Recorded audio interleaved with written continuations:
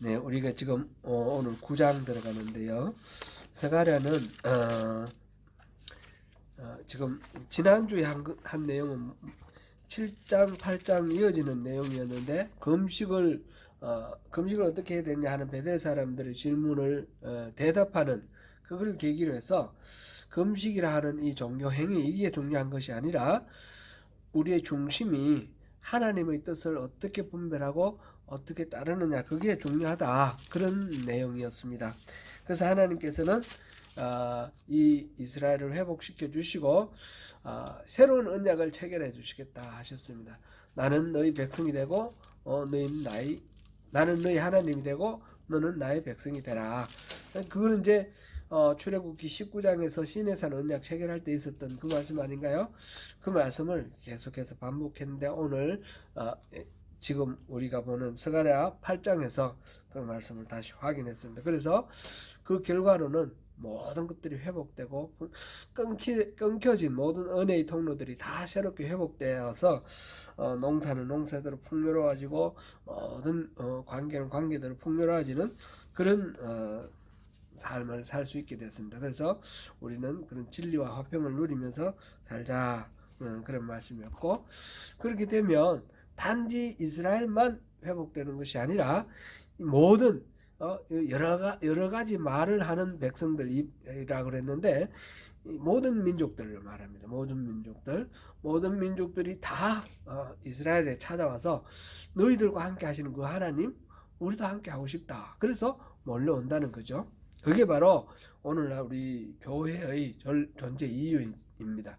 우리와 함께 하시는 하나님을 우리 삶을 통해서 증거함으로써 우리 다른 사람들, 하나님을 알지 못하는 사람들이 하나님을 알게 되고 하나님 품으로 오게 되는 그러한 역사가 지금 이 스가랴서에서 약속되었습니다. 지금 1장부터 8장까지는 8가지 환상을 중심으로 해서 하나님께서 지금 이스라엘이 그동안에 환난을 당하고 고통을 당하고 돌아와서 성전을 새로 건축하는 일도 잘 안 되고 모든 것들이 막혀 있었는데 이제 성전을 건축하기 시작하고 모든 것들이 회복되어 가는 과정을 보여줬습니다. 그래서 회복되어 가는 이런 약속하는 게 8가지 환상을 통해서 그거를 이제 말씀을 해주셨고 약속해 주셨는데 이제 9장부터 14장까지는 앞에 하고는 내용이 좀 다른 내용들입니다. 사실은 문체도 다르고요. 앞에는 주로 산문이 많이 나왔고 운문은 별로 없는데 뒤에는 주로 운문이 나옵니다. 운문, 시로 전부 다 시로 나오는 건 아니고요. 그러나 대부분이 시로 이렇게 나와 있습니다. 문체도 다르고 내용도 앞에는 이스라엘의 회복에 관한 하나님 언약의 내용이라 그러면 뒤쪽에는 주로 메시아에 초점을 맞췄습니다. 9장부터 11장까지는 메시아가 오시게 될 때에 이 땅에 그 대적했던 자들에 대한 하나님의 경고, 그 다음에 12장부터 14장까지는 그 메시아가 통치하게 될 때 일어나는 일들 그렇게 됐습니다. 그래서 요 9장부터 14장까지는 9장 1절과 12장 1절에 똑같은 말로 시작이 되는데 그거는 하나님의 경고의 말씀이라 그렇게 시작됩니다. 12장 1절 먼저 한번 찾아보겠습니다.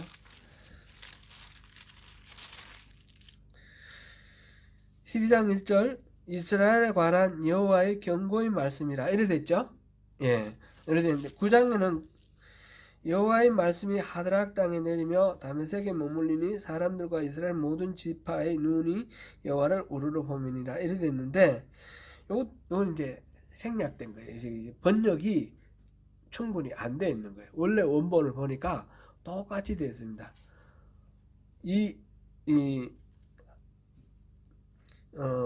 하드락 땅에 있는 사람들에 대한 여호와의 경고의 말씀이라 여기부터 시작하는 거예요.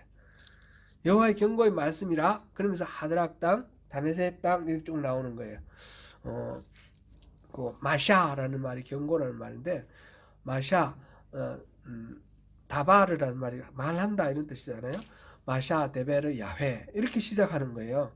그렇게 시작해서 똑같이 이렇게 시작하는 거로서 9장부터 9장, 10장, 11장 여기 한 덩어리, 12장, 12장, 13장 여기 한 덩어리. 여기는 이제 주로 메시아에 초점을 맞추고, 여기는 메시아 통치하는 세계 질서에 초점을 맞추는 그런 방식으로 이제 이 말씀이 전개되어 나갈 것입니다. 오늘 우리 9장을 보는데 우리가 읽으면서 느꼈는데 한번 보겠습니다. 여호와의 말씀이 임하는데 내리는데 하드락 땅에 내린다 그랬어요.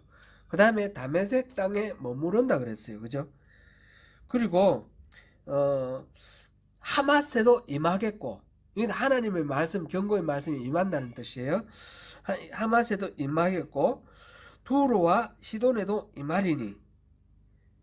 그 다음에 쭉 내려가서 그 다음에 아스글론이 보고 무수하며 가사도 심히 아파할 것이며, 하나님 말씀에 대한 반응이에요.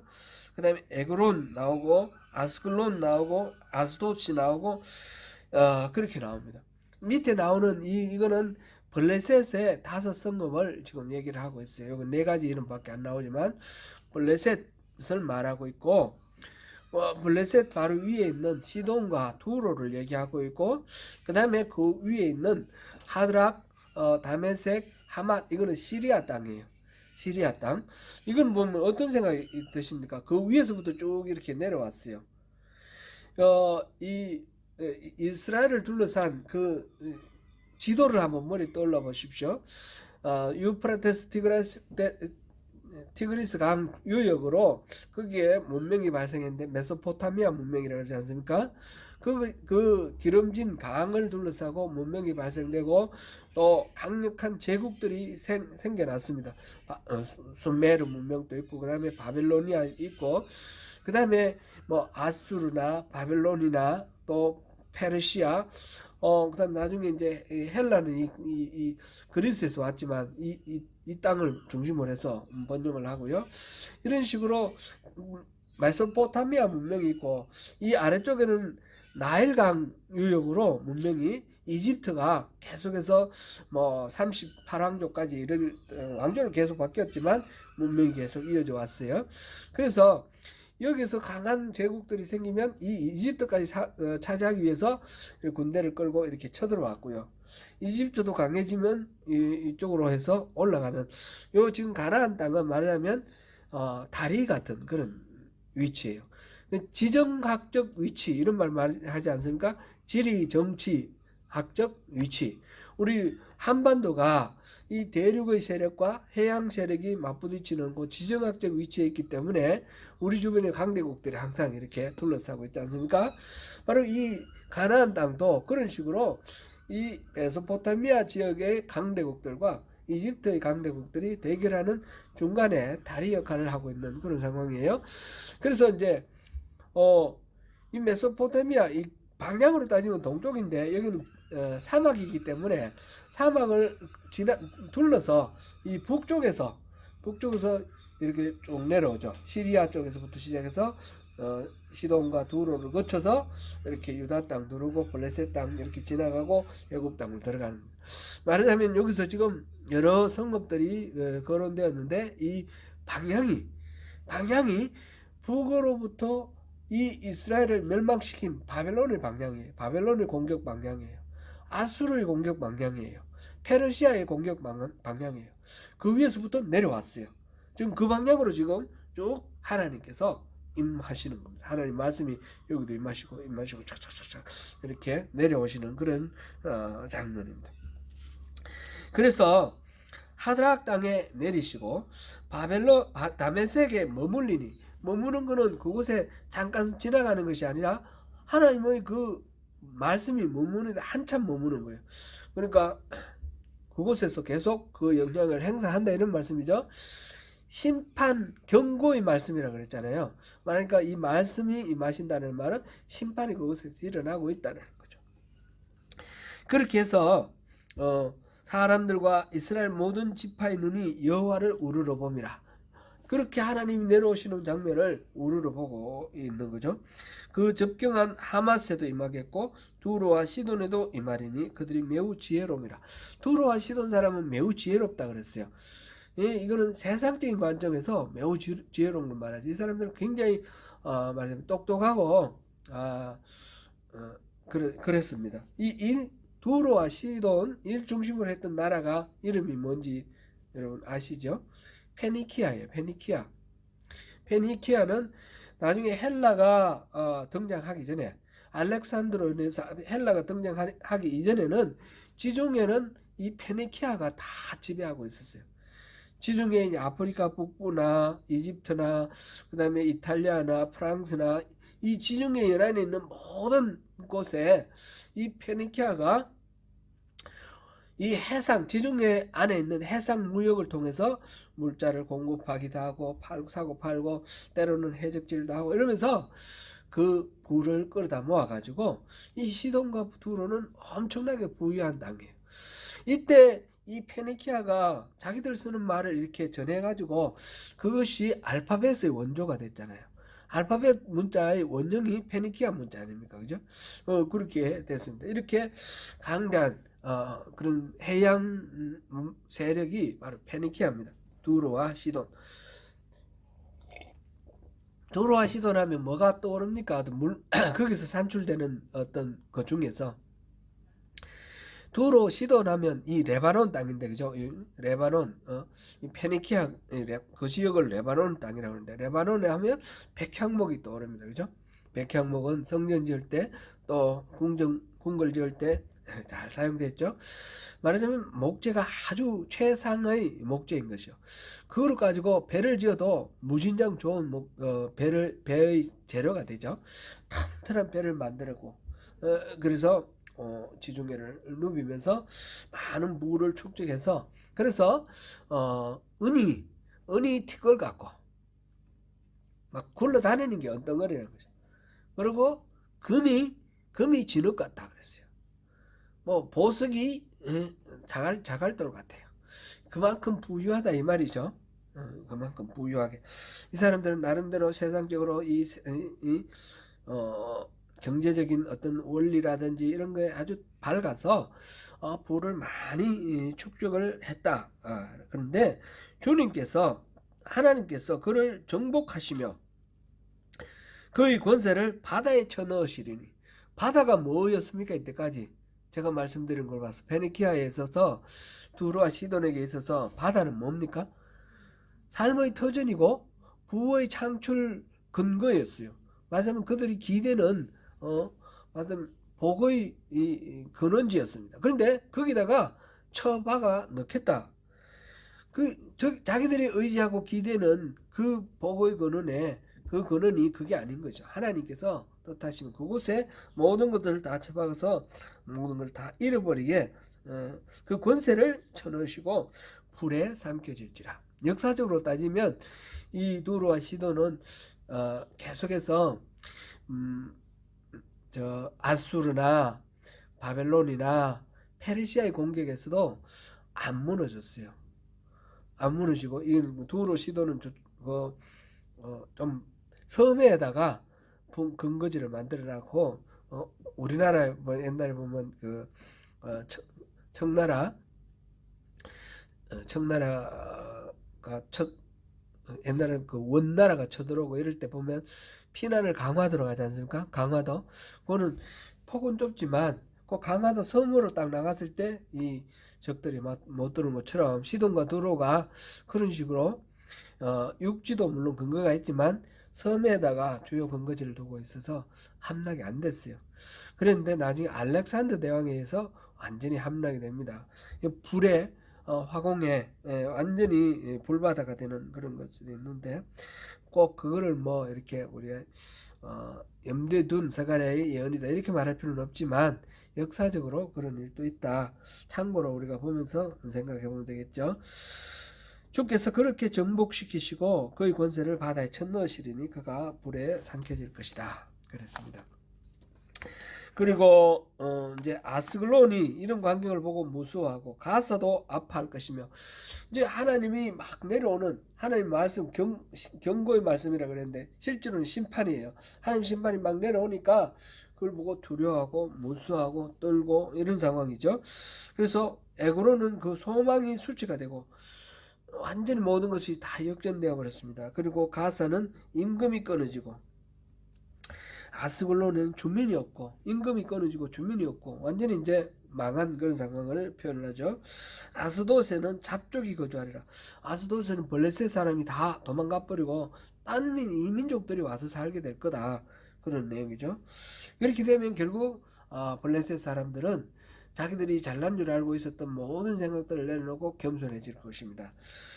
그거를 블레셋 사람의 교만을 끊고, 그 다음에 그의 입에서 그의 피를, 그의 이사에서 그 가져간 것을 제거하리니, 입에 피를 머금고 있고 또 이 사이에 뭐 가져간 것들이 끼어 있다는 거죠. 이거는 이제 말하자면 성경에서 부정한 음식 있잖아요.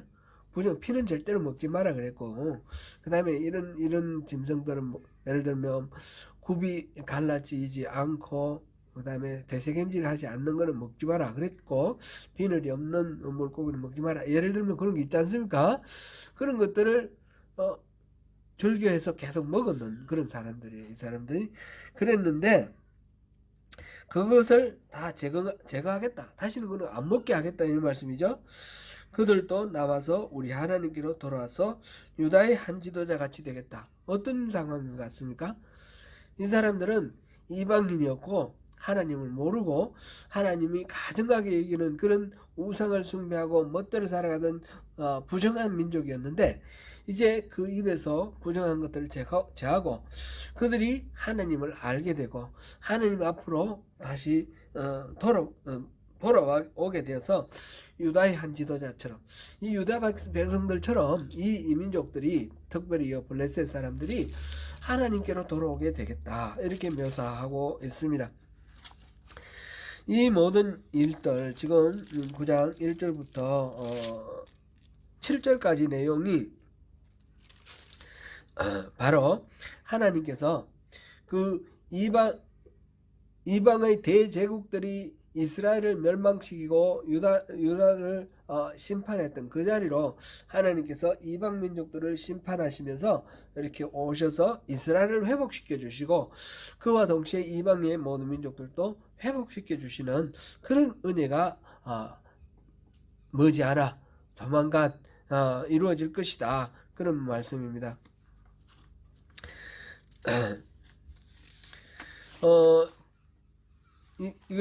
이 하나님이 내려오시는 이 장면을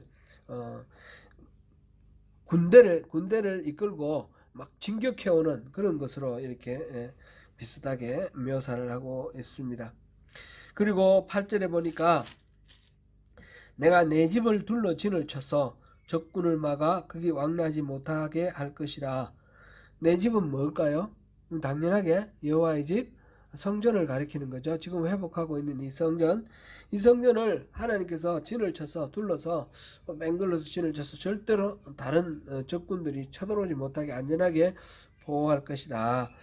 다시는 그 지경으로 포악한 자가 지나가지 못할 것이다, 그랬는데, 그렇게 강력하게 하나님이 지키시는 것은 그 이유, 그 하나님의 지키심이 힘이 발휘되는 이유는 뭡니까? 이 하나님이 둘러싸고 있는 이 진이 군사가 많아서 그렇습니까? 그런 게 아니라 하나님이 보고 계시기 때문에, 하나님 보시면 모든 것들이 이루어지는 거예요. 그죠? 그렇게 지금 1절부터 여기 8절까지가 그렇게 하나님께서 이스라엘을 고통스럽게 하나님의 심판의 도구가 되었던 북쪽의 제국들을 통해서 이스라엘을 멸망시켰던 그 길로 하나님께서 다시 그 심판의 진군을 해오셔서 그 이방 민족들을 굴복시키고 그들을 쳐서 무너뜨리고 다 하나님께로 다시 돌아오도록 그렇게 변화시킨다, 그 말씀입니다. 그래서 여호와의 보시는 눈으로 인해서 이 모든 것 갈등과 문제와 전쟁이 해결되고 평화가 이루어질 것이다. 그런 말씀이고요. 9절부터 17절까지는 전체적으로 네, 이건 하나님 직접 하신 일이고, 여기는 이제 구원하실 왕이 오실 것이다. 이 왕을 중심으로 해서 하나님이 일을 하실 것이다 하는데, 그 왕은 특별히 9절 10절에서 왕으로 이렇게 묘사되어 있고, 그 다음에 11절부터는 하나님께서 일하시는데 이스라엘 백성들을 어떻게 돕는가 이렇게 나와 있습니다. 9절 10절은 우리가 익숙한 그런 내용이 있죠. 시온의 따라, 예루살렘의 따라, 이 따라라는 말은 거기 살고 있는 주민들을 일컫는 말이죠. 그래서 이스라엘 백성들에게 하는 말인데, 크게 기뻐하라, 크게 부르라. 뭘 그렇습니까? 보라, 내 왕이 내게 임하시나니 그는 공의로우시며 구원을 베푸시며 겸손하여서 나귀를 타시나니 나귀의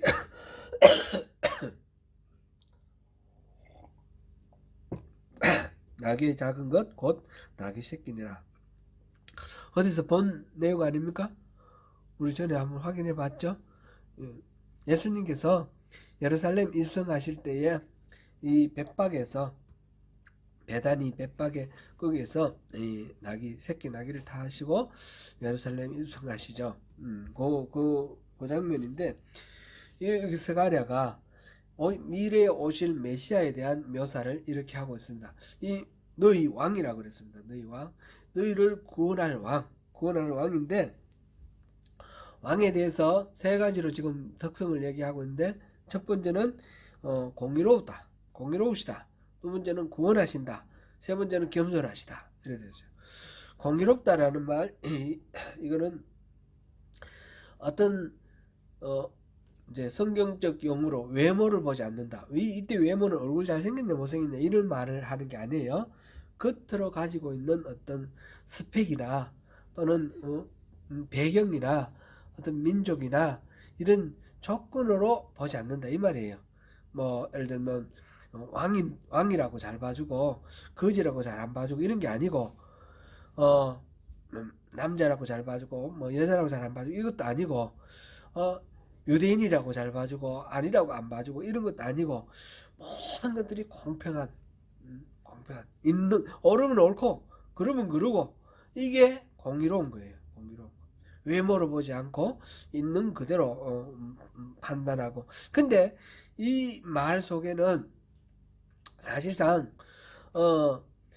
현실 세계 속에서 그렇게 대우받지 못하는 것이 현실이라는 거죠. 예를 들어서 힘 있는 사람은 좀 잘못해도 넘어가고, 힘 없는 사람은 작은 잘못도 크게 부각돼가서 고생하는 것이 현실 세계입니다. 이거는 4,000년 전이나 오늘날이나 그렇죠. 또 권세 있고 배경 있는 사람은 좀 웬만한 그런 문제가 있어도 넘어가는, 이게 공의롭지 못한 거잖아요. 그래서 공의롭다라는 말 속에는 그런 배경이 없음으로 인해서 부당하게 피해를 받지 않도록 하는 그런 의미가 들어있는 거예요. 긍휼을 베푸고, 약자에 대한 긍휼, 고아와 과부와 나그네에 대한 배려, 이게 성경에서 계속해서 강조하는 그런 의무입니다. 이건 공의를 위해서 필요한 겁니다. 재판을 할 때도 이 약자가 부당한 이런 피해를 받지 않도록 그렇게 하라는 겁니다. 그래서 이 공의로움 속에는 왕이나 또는 어떤 권력을 행사하도록 위임받는, 이 왕은, 이스라엘의 왕은, 다른 이민족들의 왕은 힘으로 정복해서 가진 권세가 되겠지만, 하나님께서 세우신 왕은 하나님을 대신해서, 하나님을 대리해서 백성들을 섬기는 직분이에요. 그래서 왕이 해야 할 일들 중에 가장 핵심적인 일이 바로 재판인데, 그 재판은 왕이 그렇다고 해서 다 재판한다는 뜻은 아닌데 공의로움을 펼치는 겁니다. 사사시대는 그 공의로움이 없어서 멋대로 자기 소견에 옳은 대로 행했던 거 아닙니까? 하나님의 공의가 이루어지는 거, 이게 왕의 의무 중에 가장 중요한 의무입니다. 그래서 이 하나님의 공의로우심은 공고한 일을 긍휼히 여겨 건져내심으로써 이게 온전히 실현이 됩니다. 그래서 이 공의롭다는 말 속에는 구원한다는 말도 포함되어 있습니다. 하나님의 공의로우심은 억울한 자에 대한 구원함이 포함되어 있는 것입니다. 그리고 긍휼히 여기신다 이런 말도 포함되어 있습니다. 그 다음에 이 하나님 지금 새로 오실 왕의 특성이 그러니까 공의롭고 구원하시며 이게 이제 한 덩어리가 되는 겁니다. 한 덩어리가 되고 그 다음에 겸손하다 이런 특성이 지금 여기 나와 있습니다. 겸손하다 이게 이제 가장 여기서 두드러지는 그런 특성이 되겠죠. 새로 우리를 구원하기 위해서 오실 메시아는 공의롭고 구원하실 메시아이지만 특별히 겸손하신 분이다. 이 겸손함을 나타내기 위해서 어린 나귀를 타시는 그런 말하자면 퍼포먼스를 한 거예요. 그 퍼포먼스를 통해서 나는 겸손한 왕이다. 보통 왕이면 어떻게 합니까? 멋있는 말, 뭐 적토마 같은 그런 말, 한 100마를 타든지 타고 위풍당당하게 수많은 병력들을 거느리고 그렇게 입성해야 되잖아요. 그런데 예수님께서는 그렇지 하지 않으셨죠. 수많은 사람이 호산나 외쳤지만 예수님은 나귀를 탔어요. 나귀는 말처럼 빨리 달리지도 못하고 싸움에 적합하지 않습니다. 나귀는 평화의 상징입니다. 평화의 상징인 이 나귀를 타고 아주 느린 천천히 터덕터덕 그렇게 들어가시는 이 모습은 전쟁이나 힘이 아니라 평화의 소식을 전하고자 하시는 겸손한 왕의 이미지이죠. 바로 그러한 왕으로서 지금 오실 것이다 라고 스가랴가 얘기하고 있습니다. 창세기 49장에 보니까 야곱이 자녀들을 축복하는 장면이 나오는데 그 중에 유다에게 축복하는 것이 있습니다. 이거는 한번 찾아볼까요? 창세기 49장.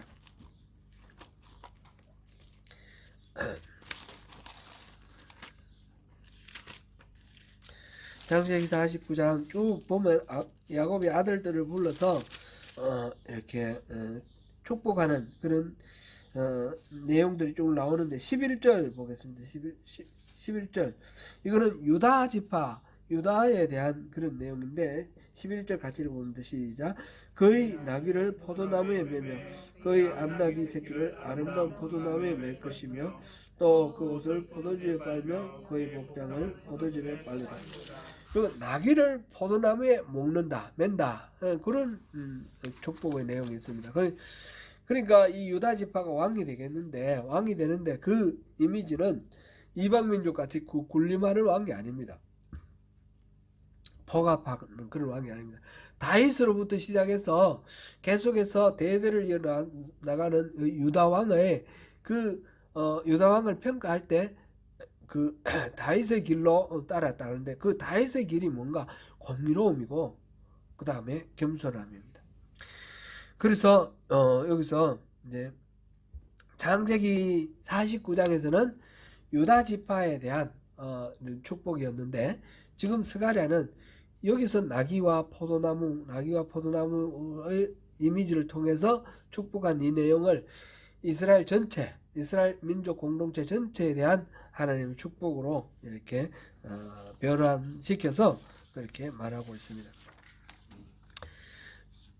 이렇게 싸운 왕의 승리 결과가 이 겸손한 나귀 새끼를 타고 온 이 왕은 결국 어떤 성취를 이룰 것인가? 그게 10절입니다.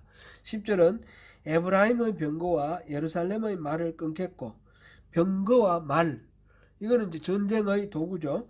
전쟁하는 활도 끊으리니 그가 이방 사람에게 화평을 전할 것이요 그의 통치는 바다에서 바다까지 이르고 유브라데 강에서부터 땅 끝까지 이르리라.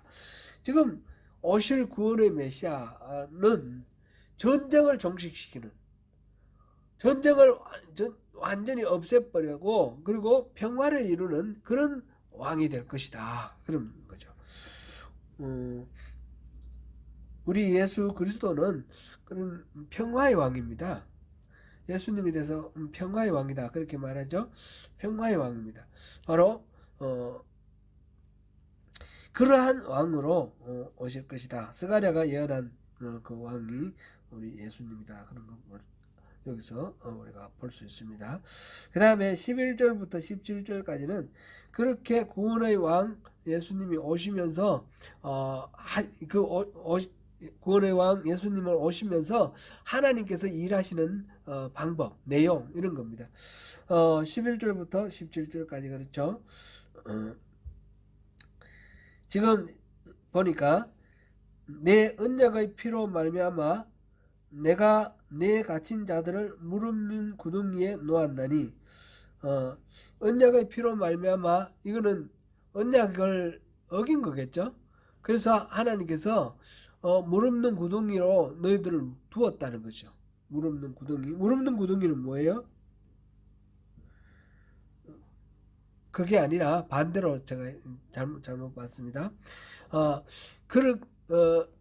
언약의 피로 말미암아서 그 구덩이에 갇힌 너를 풀어놓았다. 해방시켰다. 그런 뜻입니다. 제가 순간적으로 잘못 봤습니다. 무릎는 구덩이는 유대 땅이 건조하기 때문에 그곳에 이제 건기에는 봄부터 가을까지 비가 안 오고 가을부터 겨울, 봄, 이런 봄까지 그렇게 비가 오지 않습니까? 이른 비, 늦은 비 할 때 이른 비는 가을에 오는 비고 늦은 비는 봄에 오는 비인데 그럴 때 잠깐 오는 그 비가 아까우니까 그거를 담아 놓는 거예요. 큰 웅덩이를 파가지고 지금 유튜브 이런 데 보면 그런 게 좀 나옵니다.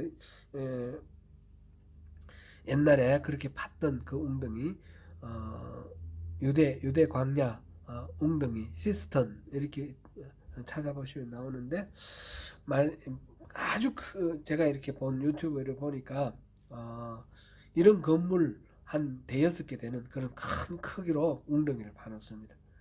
그래서 비 오는 거 전부 이렇게 물줄기 만들어 가지고 좀 모아 가지고 그거를 가지고 건기 때 쓰는 거죠. 건기 때 쓰는데 거기는 그러니까 그냥 못 나오는 거예요. 이 사다리를 대놓고 사람들이 이렇게 같이 협동해서 하는데 거기 이제 던져 넣어 놓으면 죽는 거죠. 나올 길이 없는 거죠. 요셉이 형들에게 질시를 받아서 구덩이에 던져지지 않습니까? 그 구덩이가 저절로 생긴 구덩이가 아니라 바로 이 물을 가두기 위해서 만드는 구덩이인데 웅덩이인데 그게 물이 없을 때 물이 없는 상태에서 그게 던져진 그런 웅덩이입니다. 그렇게 갇혀 있는 혼자의 힘으로는 절대 빠져나올 수 없는 절망적인 상황에 놓여 있었는데 그러나 하나님께서 거기서 놓아주셨다라는 겁니다. 그리고 바로 갇혀 있으나 소망을 품은 자들아, 그와 같은 절망적인 상황에 놓여 있지만 그래도 하나님께 의지하고 소망을 품는 사람들은 이제 하나님께서 풀어주실 겁니다. 그죠? 풀어주시면 다 요새로 오라. 요새가 뭐냐? 하나님 자신이죠. 하나님이 반석이시고 요새시고 산성이시고 하나님이 구원자시고 피할 곳 아니십니까? 하나님이 이제 말씀하십니다. 그렇게 무릎는 구덩이에서 놓인 사람, 놓아진 사람, 갇혀 있으나 소망을 품는 사람들아 다 내게로 오라. 그렇게 하나님께로 부르시고요. 절망과 좌절에 빠져 있는 사람들을 부르시는 모습이고, 그 다음에 13절 보니까 내가 유다를 당긴 활로 삼고 에브라임을 끼운 화살로 삼아. 유다가 활이 된 거예요. 유다를 활로 잡고 그 다음에 에브라임을 화살로 해서 활을 쏜다. 하나님이 궁수처럼 이렇게 나왔습니다. 활 쏘는 사람, 전사, 궁수처럼 이렇게 나와서 유다와 에브라임을 이 활과 화살로 사용을 하겠다. 말하자면 그런 전쟁의 도구처럼 이렇게 표현을 했는데, 그렇게 해서 시온아 내가 내 자식들을 일으켜 헬라 자식들을 치게 하며 너를 용사의 칼과 같게 하리라. 바로 활과 칼처럼 그렇게 만들 것이다. 지금 여기 앞에서는 완전히 이 모든 전쟁의 도구들을 없애겠다 그랬죠. 그럼 다시 여기서 활, 칼 이렇게 나오면 이 사람들이 실제로 어떤 활과 칼과 병거와 말을 가진 어떤 무력 전쟁을 통해서 뭘 하겠다 이런 뜻은 아닐 거 아니에요. 그죠? 이런 전쟁은 종식시키고 그 다음에 하시는 하나님의 이 사업은 이것도 전쟁의 이미지로 표현을 했는데, 이거는 이전에 우리가 생각하던 그런 전쟁하고는 다른 양상입니다. 그 다른 양상인데, 어쨌든 지금 활과 화살, 그 다음에 칼, 이런 이미지로 지금 표현을 하고 있습니다. 14절에 여호와께서 그들 위에 나타나서 그들의 화살을 번개같이 쏘아내실 것이며 주 여호와께서 나팔을 불게 하시며 남방 효리바람을 타고 가실 것이라. 이제 그 화살을 여호와께서 나타나서 쏘는 겁니다. 에브라임 화살을 쏘는 겁니다. 이렇게 쏘고, 그러니까 여호와의 사람들, 백성들, 이스라엘이나 에브라임으로 표현된 여호와의 백성들, 하나님의 자녀들은 하나님이 하시는 전쟁에 활과 화살과 칼로 사용이 되는 겁니다. 우리가 여호와의 종입니다. 주여 나를 쓰세요. 이렇게 할 때 하나님께서 나를 통해서 이 전쟁을 수행을 하십니다. 나를 활로 삼으시고, 나를 화살로 삼으시고, 나를 칼로 삼으시는데, 그런 하나님의 전쟁에 내가 도구가 되는 거죠. 그래서 그 다음에는 보니까 하나님이 싸워서 승리하시는 방법이 14절 15절입니다. 막 번개같이 쏘고 나팔 불고 회오리바람 타시고, 그 다음에 15절에 가니까 그들을 호위하시고 원수를 삼키시고 물맷돌을 밟으시고 피를 마시고 즐거이 부르기를 술 취한 것 같이 막 승리의 계가를 부르는데, 아주 너무 이렇게 모든 것들을 다 잊어버린 아주 도취된 모라의 경지에 이르는 술 취한 것 같은 그런 식으로 이렇게 기쁨에 충만한 상황이죠. 그리고 피가 가득한 동리와도 같고 피 묻은 제단 모둠이와도, 좀 피 나오니까 좀 읽기도 좀 끔찍스럽긴 한데, 그 전쟁으로 인해서 완전히 피바다 만들었다 이런 뜻은 아니에요. 그런 뜻이 전혀 아니에요. 여기서 피가 동리가 되고 피가 제단에 묻었다, 이거는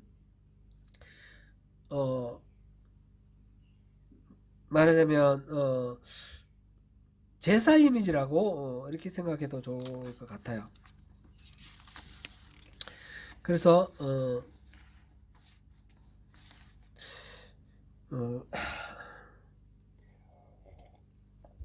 하나님께서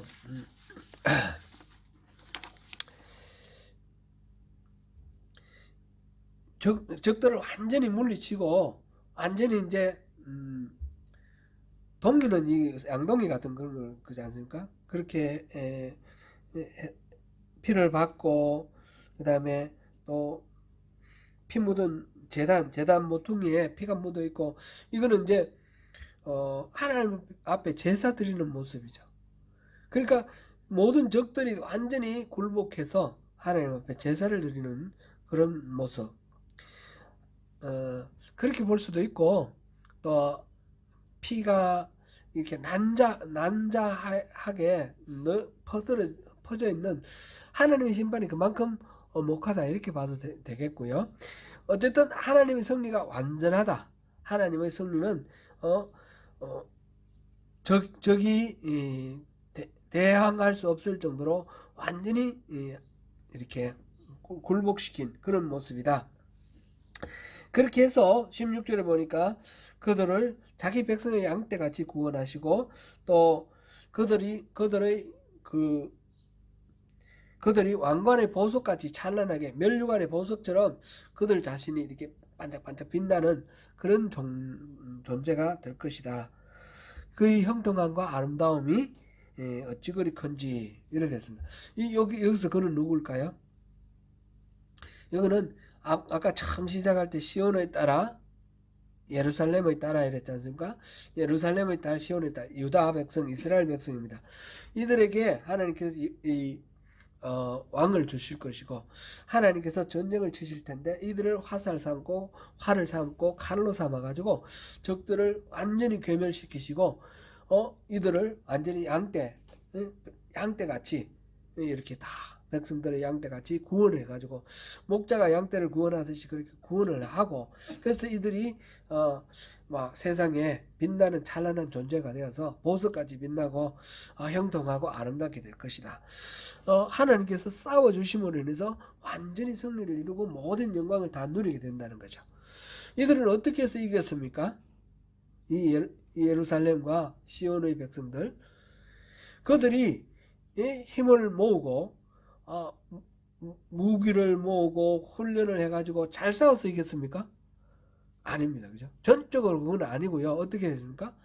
하나님의 도구가 되어서, 하나님의 활과 화살이 되고 칼이 되어서 하나님의 그 전쟁의 도구가 되었을 때 찬란한 승리가 이루어졌습니다. 그런데 하나님의 전쟁은 어떤 전쟁이었습니까? 우리가 보는 이 세상에 이 전쟁 치는 것처럼 저걸 이렇게 힘과 위력과 또는 무장 이것으로 가지고 제압을 하고 압박하는 그런 방식이 아니고, 이 예루살렘에 오시는 새로운 왕, 그 왕처럼 공의롭고 구원하시는데 겸손하고 공의와 겸손으로 그렇게 싸운다는 거죠. 공의와 겸손으로 싸워서 마침내 승리합니다. 우리는 신약을 알고 있지 않습니까? 구약의 백성들은 사실상 이 말의 의미를 정확히 알지 못했을 겁니다. 우리는 신약을 아니까 이렇게 오신 이 너희의 왕, 내 왕, 구원할 왕이라고 주신 그분이 예수님이라는 것도 알고 있고, 예수님의 전쟁 방법은, 예수님은 적들을 무력으로 진압하시는 것이 아니었습니다. 십자가로 진압하셨습니다. 십자가로 죽음의 권세를 물리치시고 부활하셔서, 그래서 이 세상에 평화를 주셨습니다. 그래서 예수님의 그 십자가의 전쟁에 우리가 활이 되고 화살이 되고 칼이 되는 겁니다. 그래서 저걸 힘으로 누르고 제압하는 그런 방식이 아니라 십자가로 자기가 죽고 스스로를 희생해서 사람들에게 생명을 주신 예수 그리스도의 길을 따라서 우리가 자기를 부인하고 자기 십자가를 지고 주님을 따를 때에, 그럴 때에 주님이 싸우신 그 싸움의 승리가 나타나는 겁니다. 그래서 궁극적으로 이 세상은 평화로운 세상이 될 것입니다. 사랑하는 성도 여러분, 이스라엘을 멸망시킨 북쪽에서 하나님의 구원의 손길이 다가왔습니다. 우리를 절망시킨 그 어떤 대상이라도 하나님의 손에 다 들어있다는 사실을 기억해야 할 것입니다. 하나님을 믿는 자는 반드시 구원을 얻을 것입니다. 메시아는 겸손과 능력과 공의를 갖추신 완전한 분이십니다.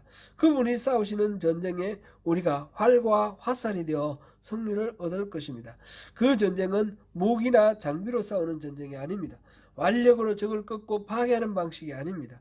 십자가로 죽음을 이기시는 방식이며, 주님의 백성이 그 전쟁에서 활과 화살이 됩니다. 우리의 순종, 우리의 십자가의 동참으로 주님의 궁극적인 승리가 이루어질 것입니다. 그 결과는 형통함과 아름다움으로 보석같이 온 땅에 빛나는 일이 될 것입니다. 그 주인공이 되시는 저와 여러분이 되시기를 축원합니다.